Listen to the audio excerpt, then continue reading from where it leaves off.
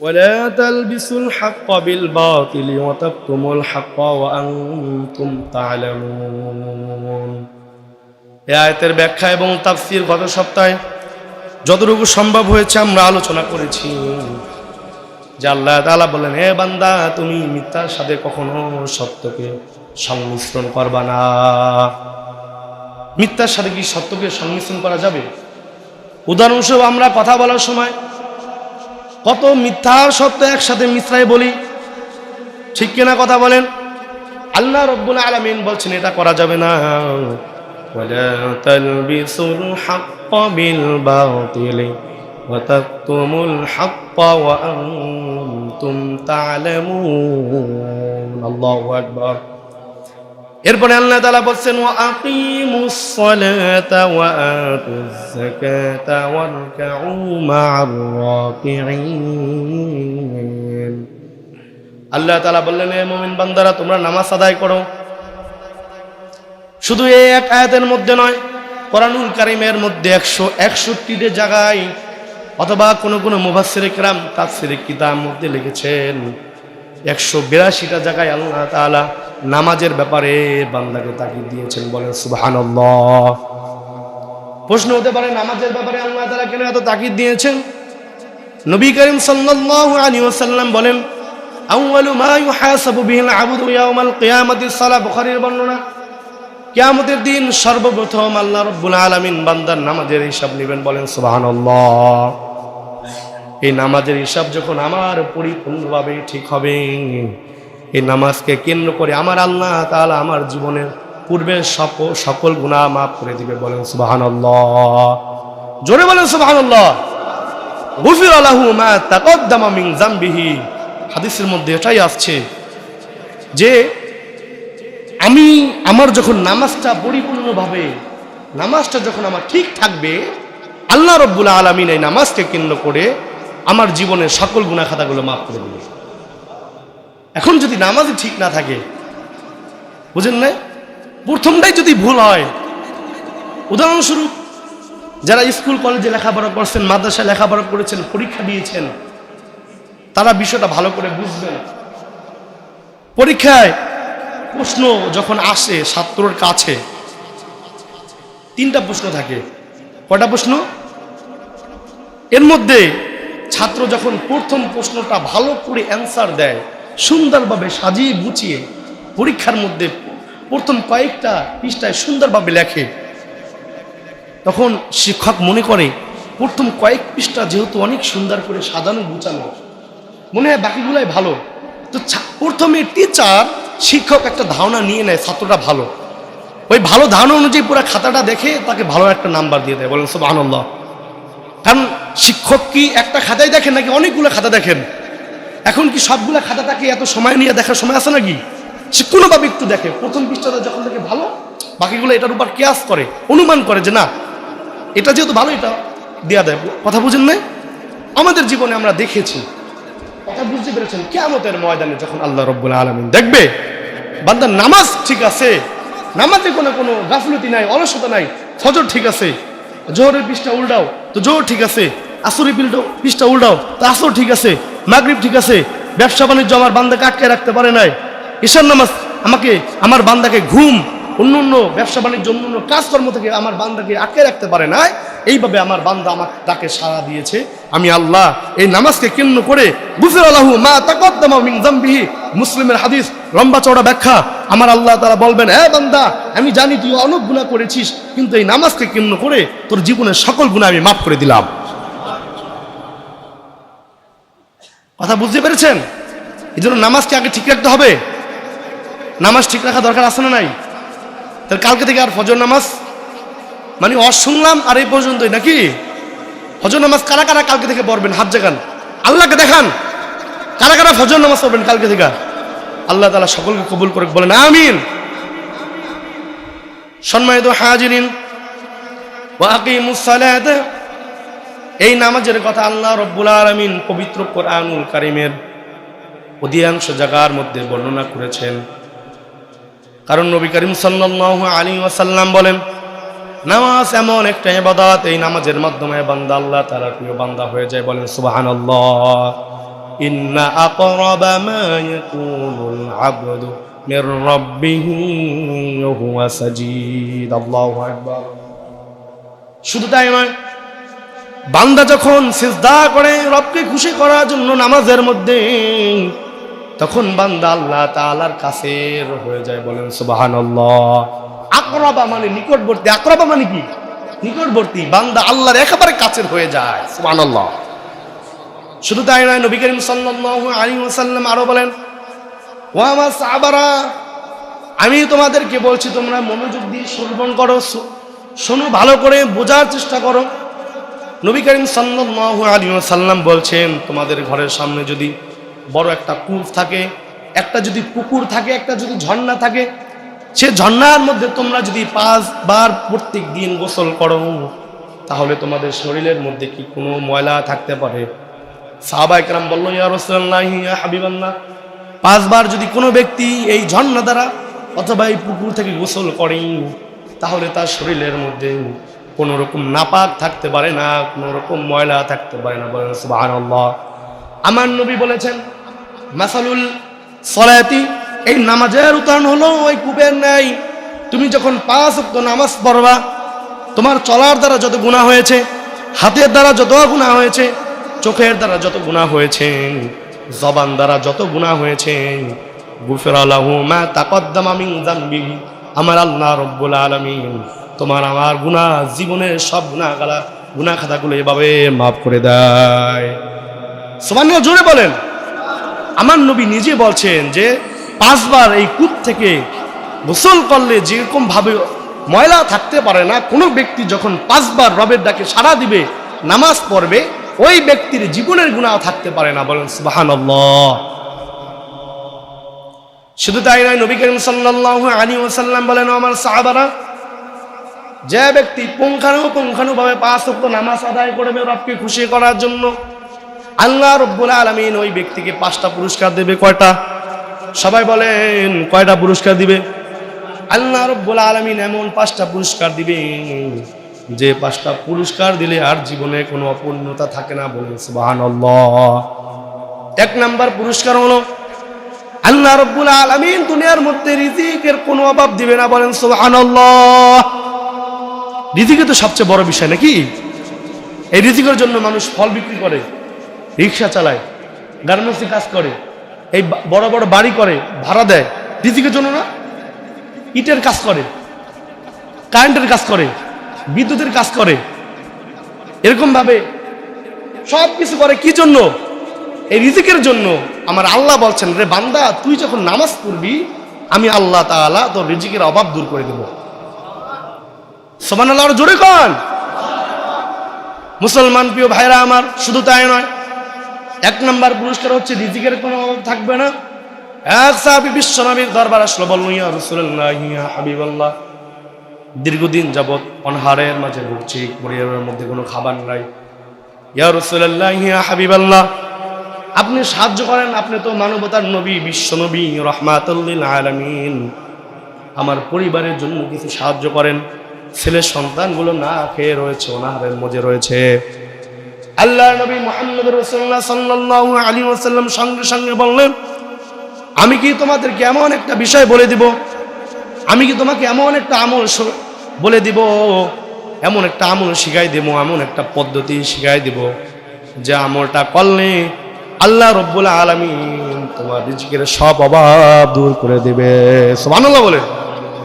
নবী করিম সাল্লাল্লাহু আলাইহি ওয়াসাল্লাম বললেন, যাও গিয়ে নামাজ পড়ো আর আল্লাহর কাছে প্রার্থনা করবা, ও রব্বুল আলামিন, আমার জীবনের সকল গুনাহ খাতাগুলো মাফ করে দেন।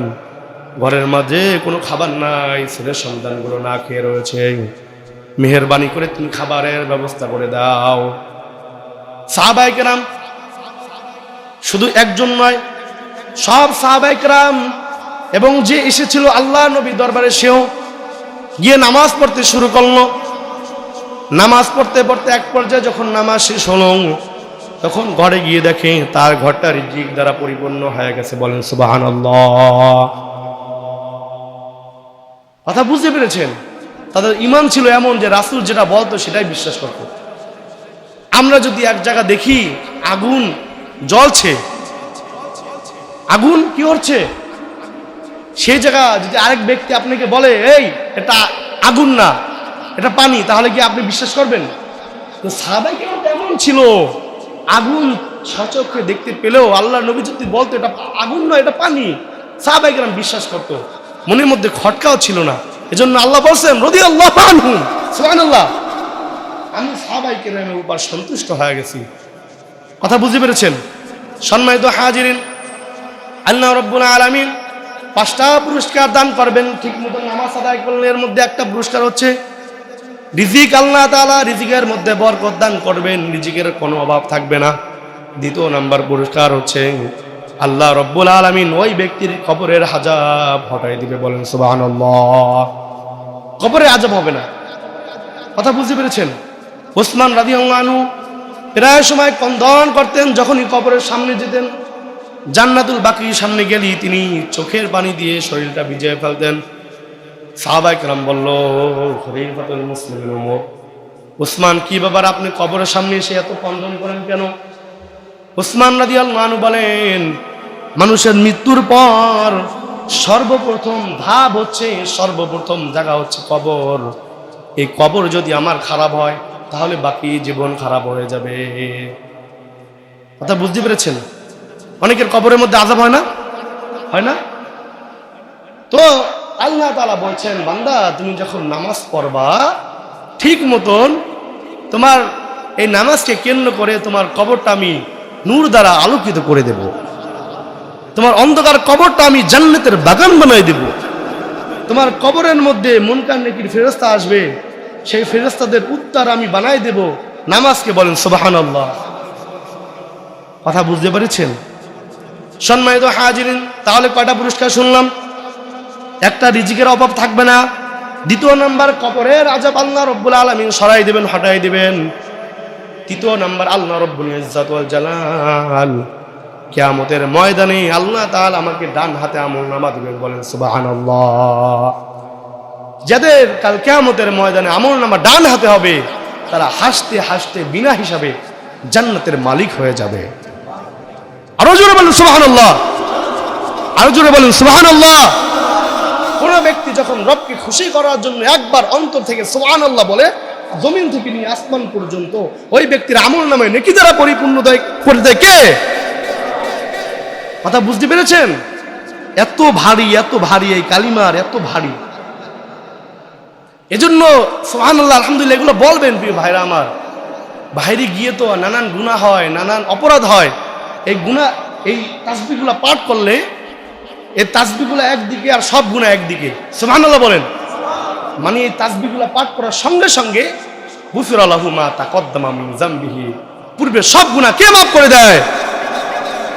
সম্মানিত হাজিরিন, এরপরে আল্লাহ রাব্বুল আলামিন বললেন, হে বান্দা তুই যদি ঠিকমতো নামাজ পড়স, আমি আল্লাহ রাব্বুল আলামিন পুল সিরাত, সেই এমন একটা পোল যে পোল পার হওয়া কার পক্ষে সম্ভব নয়, সেই পোলটা আমি আল্লাহ তাআলা কুদরতিভাবে বিদ্যুতের গতিতে আমি আল্লাহ পার করে দিব, বলেন সুবহানাল্লাহ।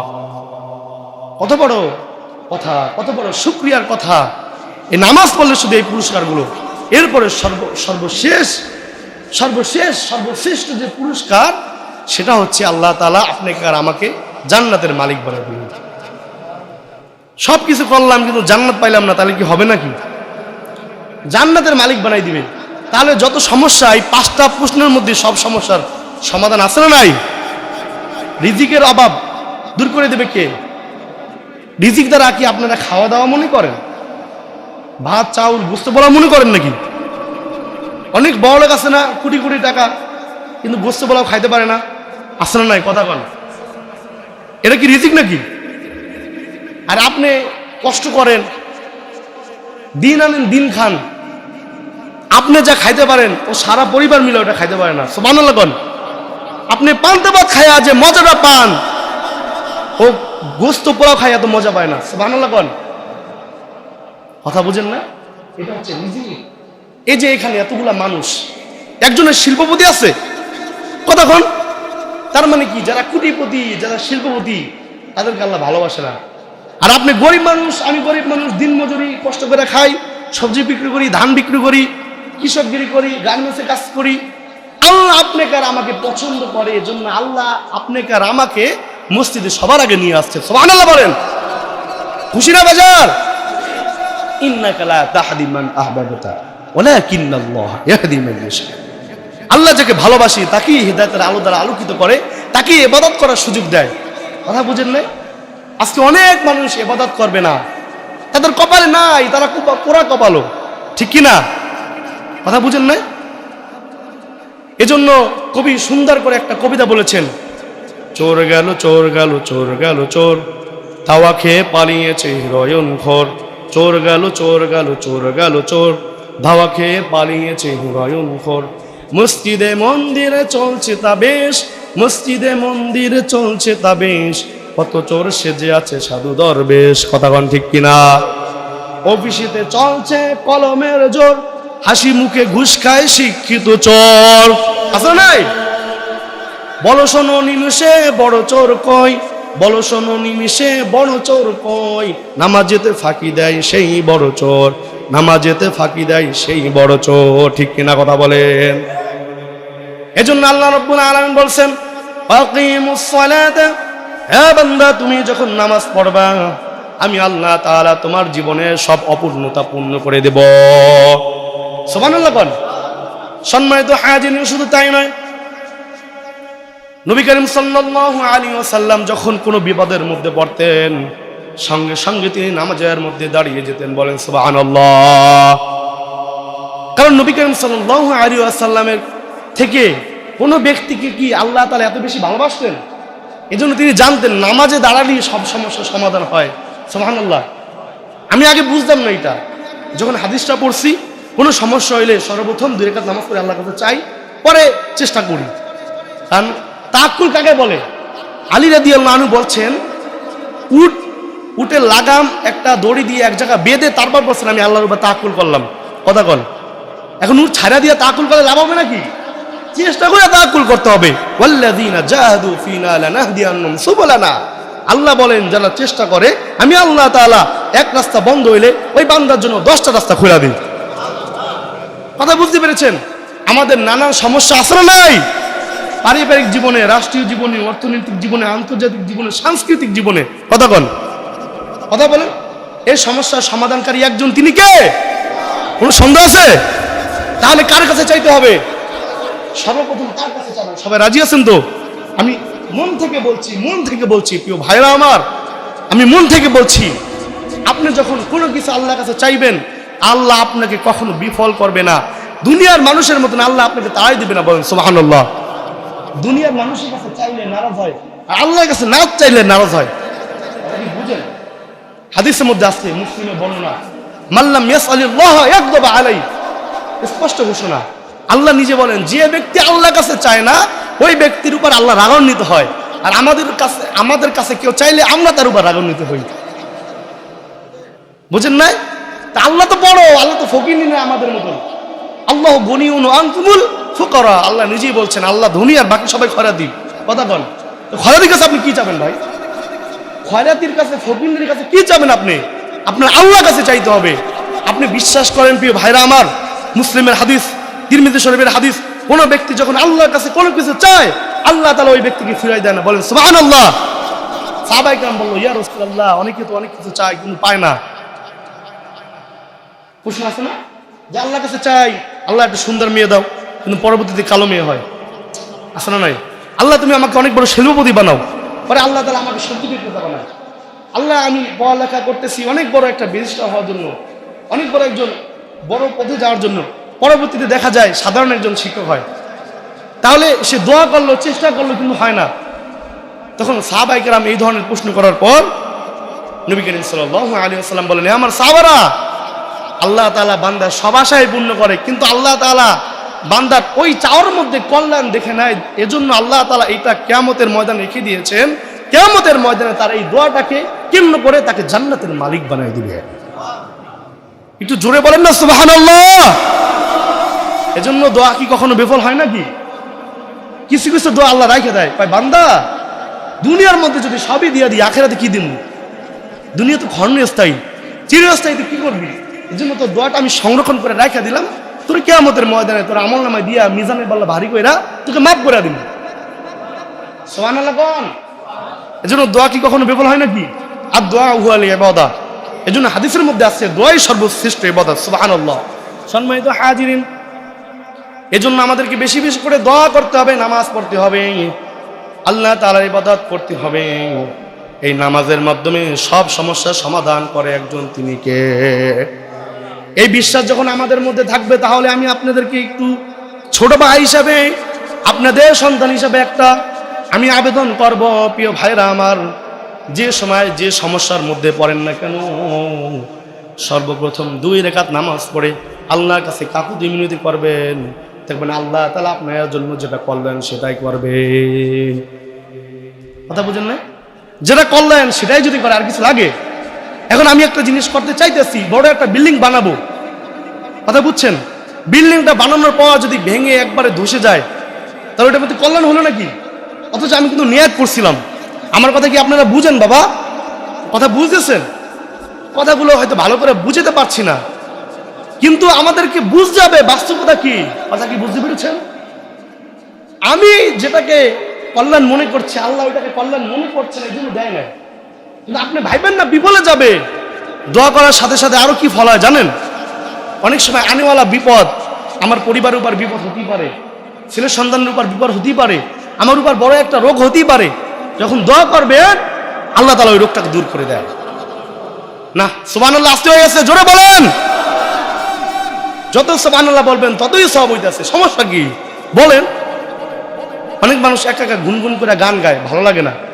সুবহানাল্লাহ বলতে তো তারাই বেশি ভালোবাসে যারা আল্লাহকে বেশি ভালোবাসে। এটা ভালোবাসা দরকার, কথা বুঝেন না? এজন্য ভালোবাসা দিয়া জোরে যখনই বুঝবেন সুবহানাল্লাহ করার সময় হয়েছে বলে দিবেন। সবাই রাজি আছেন তো ইনশাআল্লাহ? সম্মানিত হাজিরিন, ওয়াকিমুস সালাতা ওয়া আতুজ যাকাতা ওয়ারকাউ মা'আর রাকিঈন। আমাদেরকে সর্বদা আল্লাহ তাআলার ইবাদত করতে হবে, নামাজ আদায় করতে হবে, ওয়া আতুজ যাকাত এবং যাকাত আদায় করতে হবে, ওয়ারকাউ মা'আর রাকিঈন এবং রুকুকারীদের সাথে রুকু আদায় করতে হবে। আচ্ছা, নামাজ বললে কি নামাজের মধ্যে রুকু চলে আসে না? কিন্তু দেখেন এই আয়াতের মধ্যে আল্লাহ তাআলা বলেছেন আকিমুস সালাহ, নামাজ আদায় করো। এরপর আল্লাহ বলেছেন শেষের দিক দিয়ে আবার বলেছেন ওয়ারকাউ মা'আর রাকিঈন, রুকুকারীদের সাথে রুকু আদায় করো। প্রশ্ন আসে না নাই? প্রশ্নের উত্তর হচ্ছে ইহুদিরা নামাজ পড়তো, কিন্তু তাদের নামাজের মধ্যে রুকু ছিল না। কথা বুঝতে পেরেছেন? ইহুদিরা কি করতো? নামাজ পড়তো, কিন্তু তাদের নামাজের মধ্যে রুকু ছিল না। ঠিক আছে? এজন্য আল্লাহ তাআলা বলেছেন উম্মতে মুহাম্মাদী তোমরা নামাজ পড়বা, তোমাদের নামাজের মধ্যে রুকু রয়েছে। এজন্য আল্লাহ তাআলা স্পষ্ট করে দিয়ে অস্পষ্টতা দূর করেছেন ওয়ারকাউ মা'আর রাকিঈনের মাধ্যমে। সুবহানাল্লাহ।